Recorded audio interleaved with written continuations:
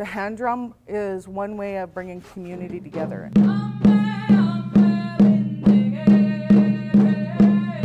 This is not just a drum lesson, not just a performance. These Manitoba teachers are in class on a professional development day, learning about Indigenous culture and how to incorporate it into their classrooms. It just makes you a little more aware of why certain issues may exist and how you can at least become knowledgeable so that we're all growing together. This is part of a bundle. Our relative in the center, Mayagan, the white wolf, that is our relative. In another room, they're learning about traditional Indigenous medicine.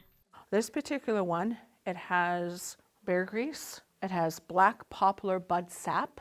This Inuit cultural carrier says it's an honor to teach the teachers. I know the knowledge that I carry, I know the skills that I carry, and I know that I'm happy to share those. The Truth and Reconciliation Commission had several calls to action on education, including developing curriculum on the history of residential schools, treaties, and Indigenous peoples, providing culturally appropriate teacher training through Indigenous communities, and giving students chances to learn from survivors.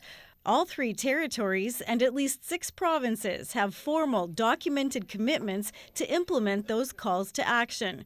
But this expert says it's still a work in progress.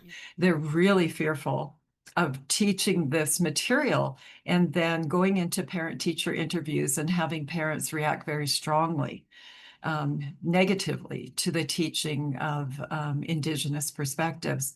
So they're hitting a lot of roadblocks, that go well beyond the curriculum.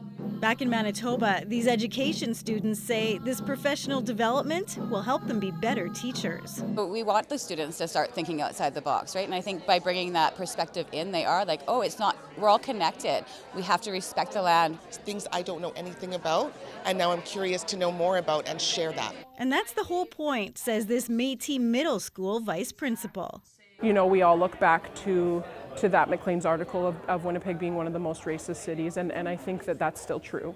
So I think there's a lot of work to do, but I think that we're moving in a good way. I hope they walk away today feeling more confident in their ability to bring Indigenous programming into the classroom. The former senator, judge, and Chief Commissioner Murray Sinclair grew up and went to school in this community. He often said, education is what got us into this mess, and it's the key to getting us out of it. Sinclair passed away just over a year ago, but his spirit still lives in sessions like this. Karen Pauls, CBC News, Selkirk, Manitoba.